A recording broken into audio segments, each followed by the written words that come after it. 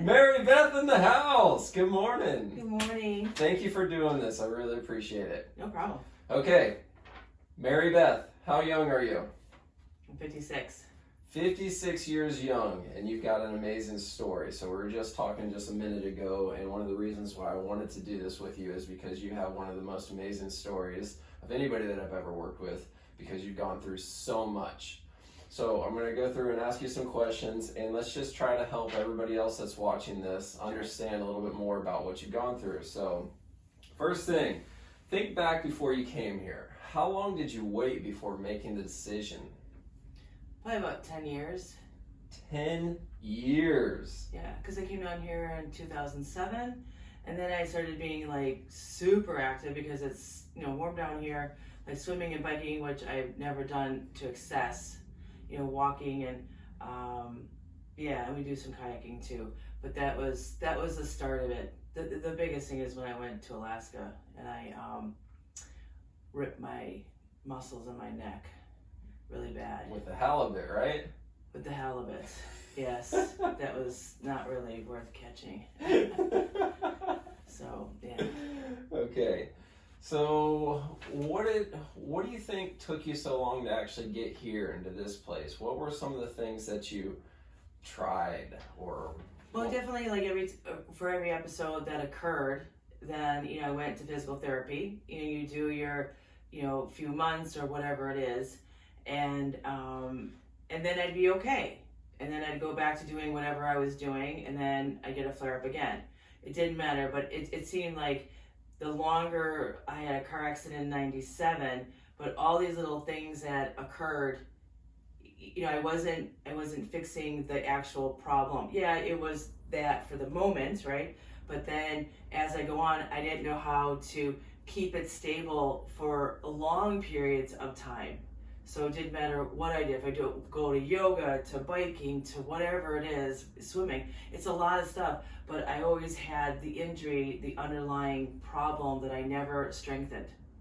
And I didn't know that you existed, truly. Like you go to PT, but maybe I should have said, maybe I should have went to PT and just paid out of pocket and said, hey, what else do I do? Because every time I'd leave, I would be like, okay, what should I do to keep it okay? Well, just do this. Okay, all right, great. And then, boom, something else would occur. It didn't matter. I was on a boat, and I had my head turned like this for a few hours, kinked up. Yeah, it didn't matter. So until my friend, her husband, he came to you, and she was talking to me about it. This was a few years ago. And I was like, oh, okay. And then she said that she came to you she wanted to do triathlons, and she didn't really run well. And she's like, oh. And her husband, he did a job that was, it was a repetitive job, going up and down or whatever. It was like this here, and he couldn't get his arms to go up, and it took you a year or him to get it where he could actually go all the way up. But that was the whole thing, and I was like, and then when my back went out a couple years ago, then I came in. I was like, you know what? I'm just gonna try it and see. And it was a free consultation. Oh, sorry, free consultation. And Dr. Lee, he unkinked it, and then I was like, okay. I mean, something that I have to tell you, like, is money. Like years ago, I might not have done it because of the money, and I hate to say that's always sometimes, but maybe I would have or maybe I wouldn't. I don't really know. You know what I mean? Does that make sense? It makes perfect sense. Yeah. Money's a big factor because we're completely out of network here. We're the only clinic in Naples that is completely out of network, and we charge a lot of money to do what we do. So it is a big hurdle for a lot of people. Right.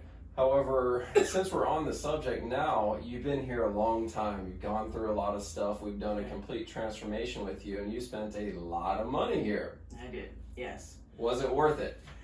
100%, 200%, absolutely. I don't regret one dime that I spent at all.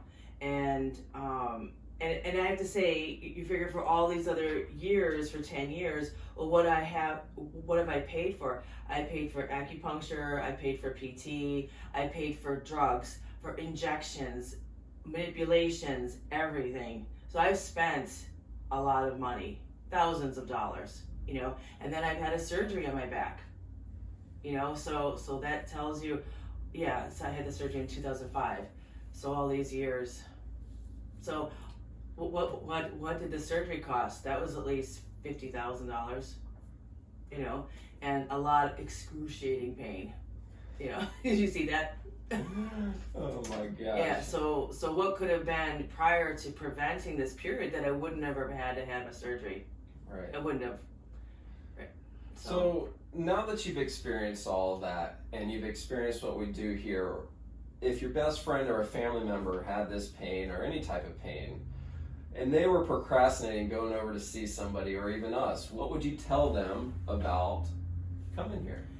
Well, I did have a friend that did come, you know, and I have told other people, and I just say, hands down, you know, this is a functional place, so it's more than just your knee pain. It's evaluating your whole body, everything, which is super important, because the whole focus a lot of time with PT, it's just like, I'm going to take care of the knee, but I'm not taking care of the whole problem. And my whole thing was a whole problem thing, which was probably most people. So this coming here, or I'm telling them, it's like, it will take time, it'll take some money, but in the end of it all, you know, to prevent a surgery or further injury is so important. So, and I advocate for you all the time. I mean, I do talk about you and stuff like that. It's a matter of getting people to really, you know, take that leap. Lead that horse to water. Seriously, yes. Okay, of all the things you've enjoyed about coming to see us here, what are the things that you like the best, or one thing that you like the best about coming here?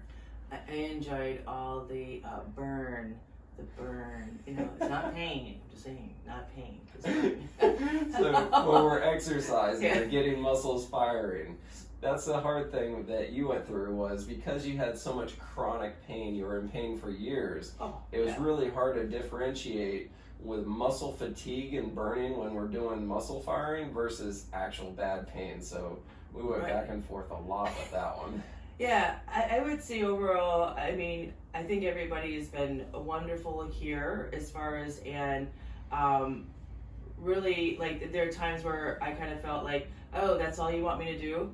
To go home and do this little baby this exercise? But I didn't realize how much it was building on to the next thing.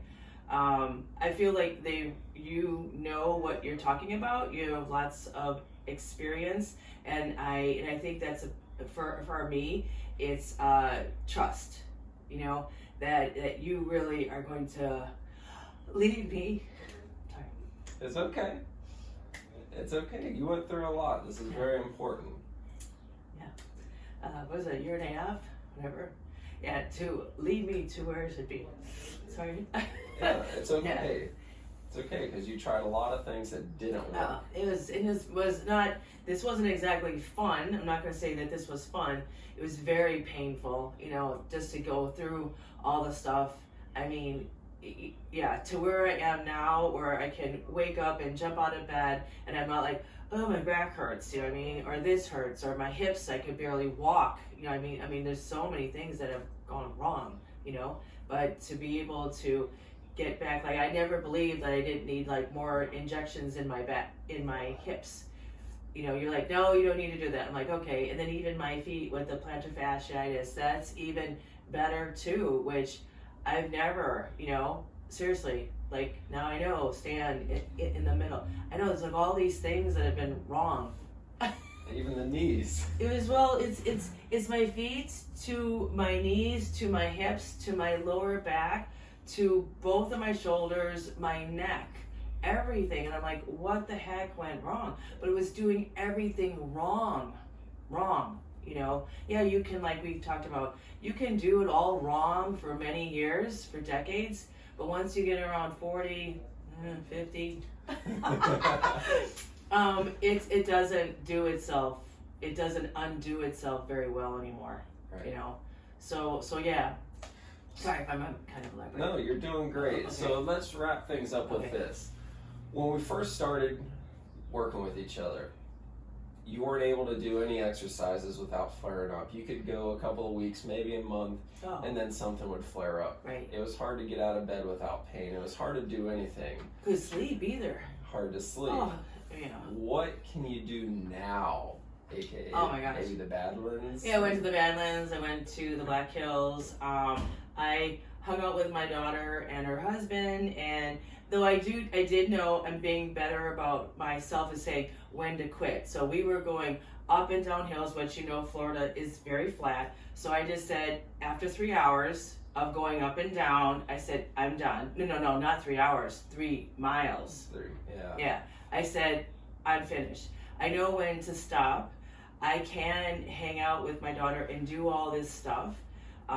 Be able to bike and to be able to swim and to do my yoga without having flare-ups. The big thing again is to stop doing stuff. Like I'm doing stuff with Jenny. I'm like, okay, no more. Like I can't do more weight or this that right now, but maybe the next time I can.